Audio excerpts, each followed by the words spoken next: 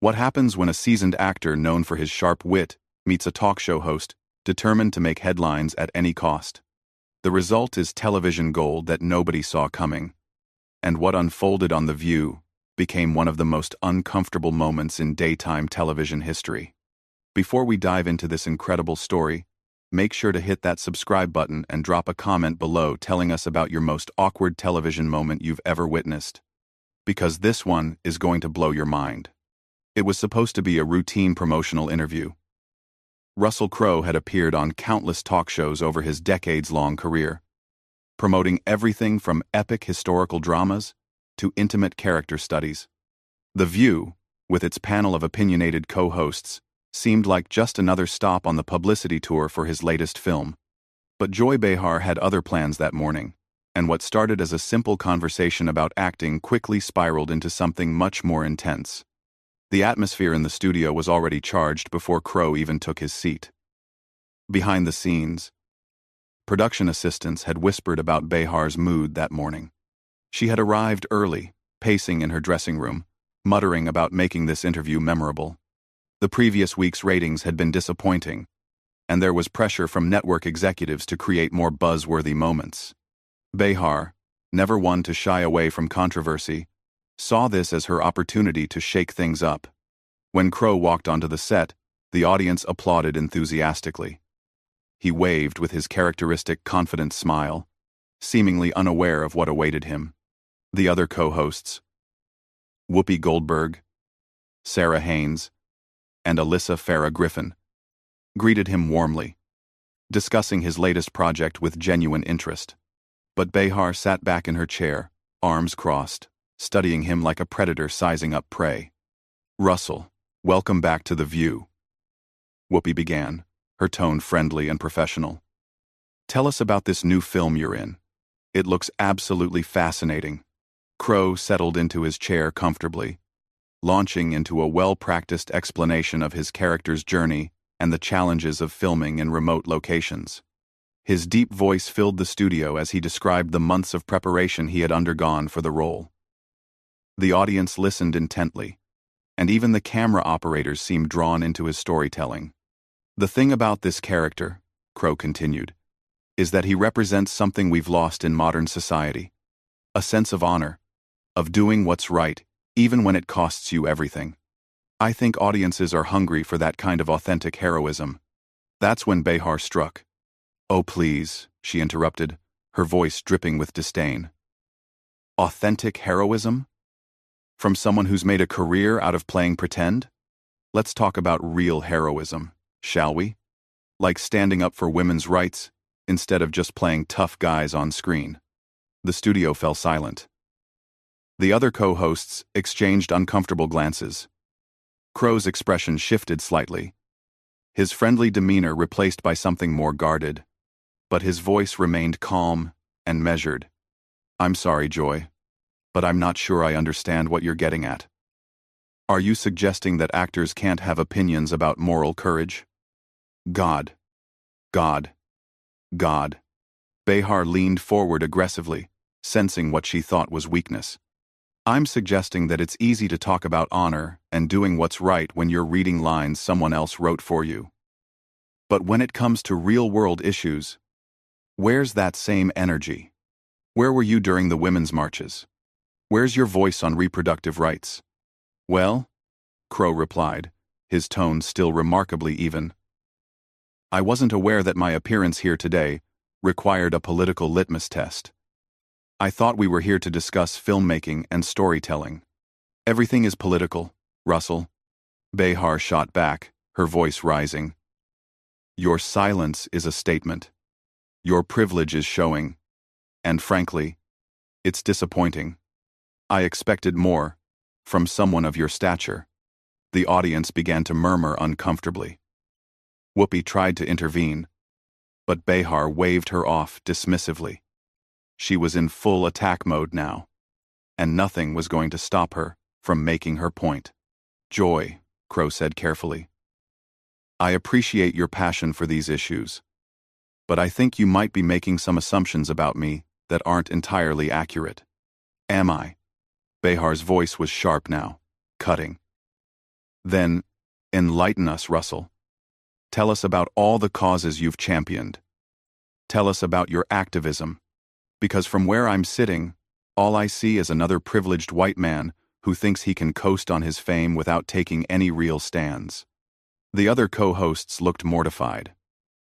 Sarah Haynes was visibly cringing, while Alyssa seemed to be trying to think of a way to change the subject. But Crowe remained composed, though there was now a glint in his eye that suggested Behar had pushed him further than she realized. "You know, Joy," he said quietly, "there's something interesting about your approach here. You seem to believe that public performance of political beliefs is more important than private action. That's a fascinating worldview." Behar's eyes narrowed. "Don't you dare try to turn this around on me. I've been fighting for progressive causes since before you were famous. I've put my career on the line for what I believe in." "Have you?" Crowe asked, his voice still calm but now carrying an edge. "Or have you simply found a way to monetize outrage? Because there's a difference between genuine activism and performative anger designed to boost ratings." The studio was now dead silent, except for the hum of the cameras. Behar's face was flushing red, and her hands were clenched on the table in front of her. She had expected Crowe to back down, to apologize, to give her the submissive response that would make her look powerful and righteous.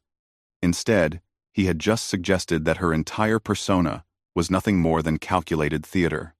"How dare you?" she hissed. "How dare you question my sincerity? I've been standing up for what's right while you've been playing dress-up and collecting paychecks." Crowe smiled then, but it wasn't a pleasant expression. It was the smile of someone who had just realized he was dealing with a bully, and who had decided he wasn't going to be intimidated. "Playing dress-up," he repeated thoughtfully. "That's an interesting way to describe the craft of acting. Tell me, Joy, what would you call what you do every morning when you sit in that chair and manufacture outrage for the cameras? Because if we're going to talk about performance and authenticity, I think we should be thorough in our analysis." Behar's mouth opened and closed like a fish gasping for air. The question hung in the studio air like smoke, and everyone could see that Crowe had just landed. A devastating blow. But Joy Behar hadn't survived decades in television by backing down from a fight, even when she was clearly outmatched. "Don't you lecture me about authenticity," she snapped, her voice becoming shrill. "I speak truth to power every single day on this show. I call out hypocrisy wherever I see it, and right now, I'm looking at it." Crowe leaned back in his chair, completely relaxed despite the venom being directed at him. "Truth to power," he mused. "That's a lovely phrase. Very dramatic. Tell me, when was the last time you actually challenged someone with real power? Not a guest who's here to promote a movie and can't fight back without looking like a monster, but someone who could actually affect your career?" The question hit like a sledgehammer. Behar's face went from red to pale in an instant. Because they both knew the answer. The View's entire format was built around attacking safe targets. People who were contractually obligated to be polite. People who needed the publicity more than the show needed them. Real power brokers, network executives, major advertisers, they never sat in that guest chair to be grilled about their ethics. "I challenge powerful people all the time," Behar stammered, but her conviction was wavering. "Do you?" Crowe pressed gently. "Or do you wait until they're already falling from grace, then pile on to look brave? There's a difference between courage and opportunism. Joy, courage requires risk, and I'm curious about what risks you've actually taken." Whoopi tried desperately to regain control of the interview. "Russell, let's get back to your film." But Behar cut her off again, though her voice was less confident now. "You don't know what you're talking about.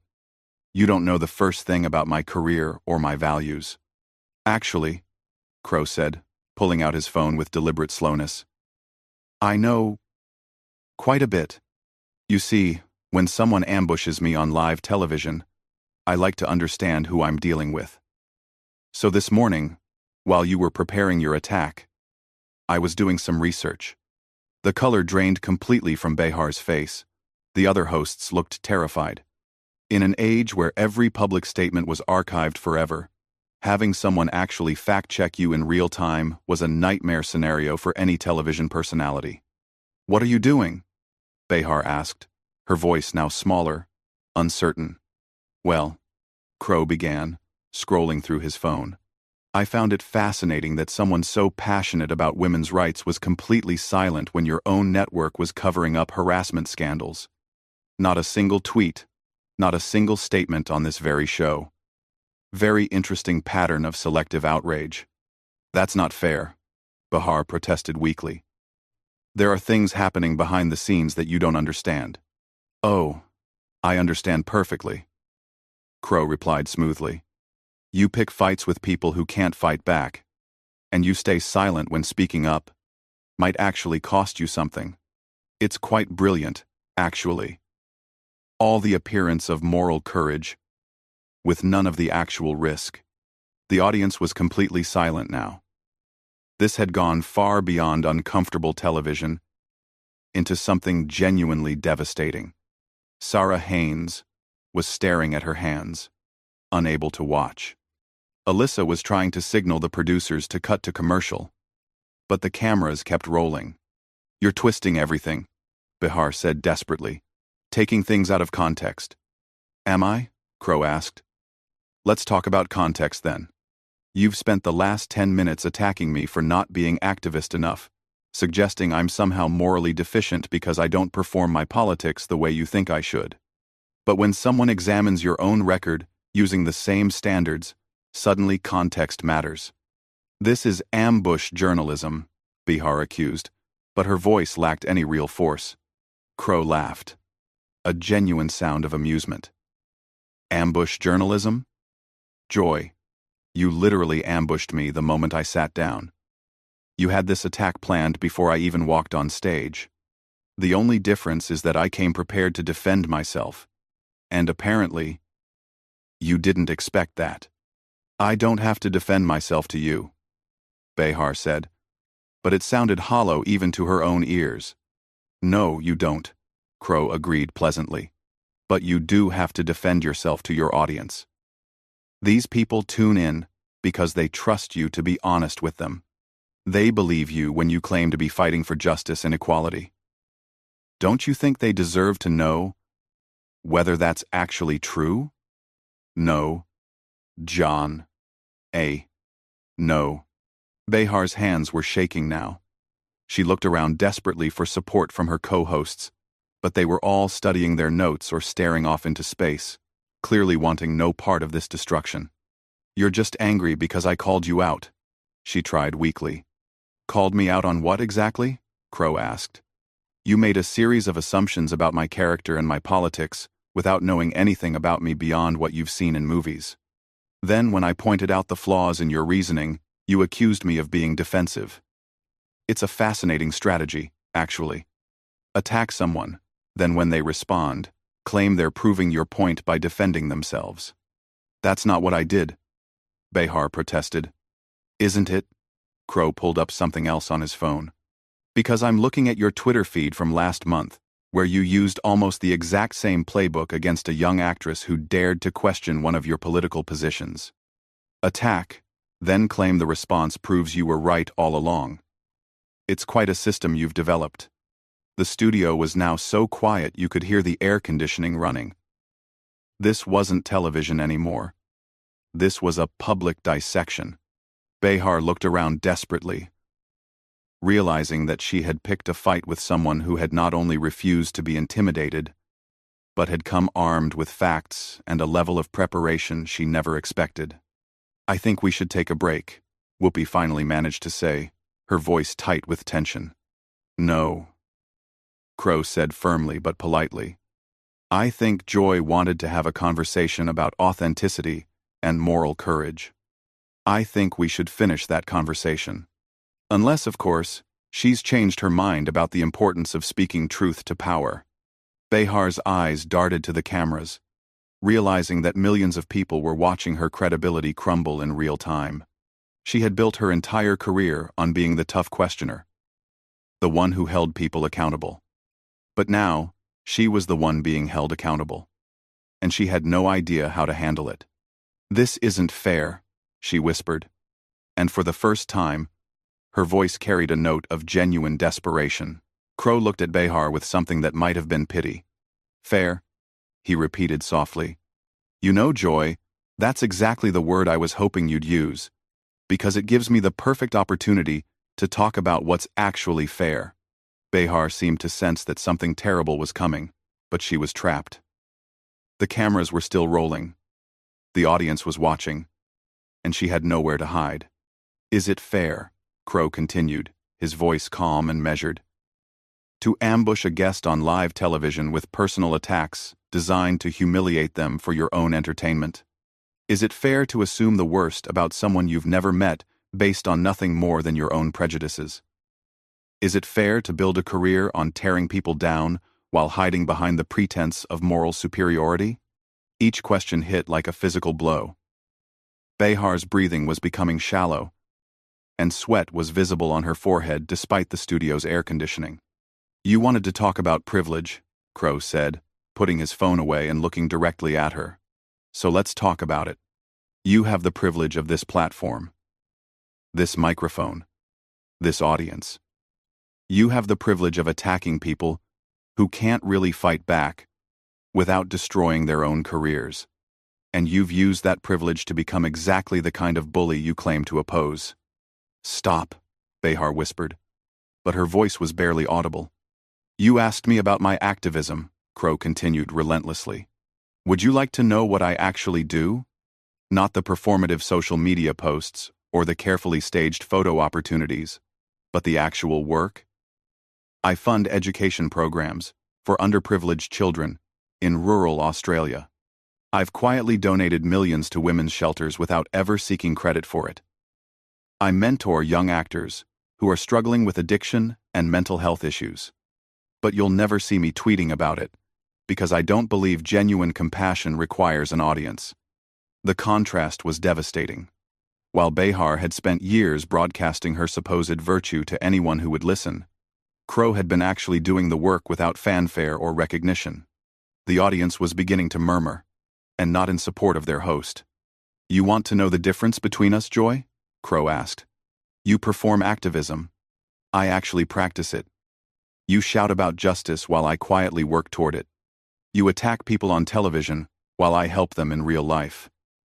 And the truly sad part is that you can't even see the difference anymore." Behar tried one last desperate gambit. "You're just saying this to make yourself look good." Crowe smiled sadly. "Joy, if I wanted to make myself look good, I would have just sat here and taken your abuse like every other guest who's been in this chair. I would have apologized for crimes I didn't commit and praised you for your bravery in attacking me. But I'm not interested in looking good. I'm interested in being honest. And honestly, what you did here today is exactly why people are losing faith in media personalities like yourself. The viewers love this show," Behar said weakly, grasping for any lifeline. "Do they love the show, or do they love the drama?" Crowe asked. "Because there's a difference between building people up and tearing them down. You've chosen to build your career on destruction, on manufactured outrage, on turning every conversation into a battle. And the saddest part is that you probably started with good intentions. You probably really did want to make the world a better place." For a moment, something flickered across Behar's face. A hint of the idealistic young woman who had first entered television decades ago with dreams of meaningful journalism. "But somewhere along the way," Crowe continued gently, "you forgot that the point isn't to win. The point is to understand. The point isn't to destroy your opponents. The point is to find common ground. The point isn't to perform outrage for ratings. The point is to actually solve problems." The studio was completely silent now. Even the crew members had stopped moving. This had become something unprecedented. A genuine moment of reckoning on live television. "I came here today to talk about a movie," Crowe said, his voice now filled with genuine sadness. "A story about redemption, about the possibility of change, about hope in dark times. Instead, You turned it into this. And I think that tells us everything we need to know about what's happened to discourse in this country. Behar was crying now, silent tears streaming down her face as the reality of what had just happened sank in. She had not only been defeated, she had been exposed. Millions of people had just watched her credibility evaporate in real time. Joy, Crowe said softly. It's not too late. You could choose to be better tomorrow than you were today. You could choose to build instead of destroy. You could choose to listen instead of attack. The question is whether you will. With that, he stood up, straightened his jacket, and walked toward the edge of the set. As he reached the curtain, he turned back, one last time. Ladies, he said to the other hosts, thank you for having me. I hope your viewers will consider what they've seen here today, and think about what kind of discourse they want to support going forward. And then he was gone, leaving behind a shattered host, a traumatized panel,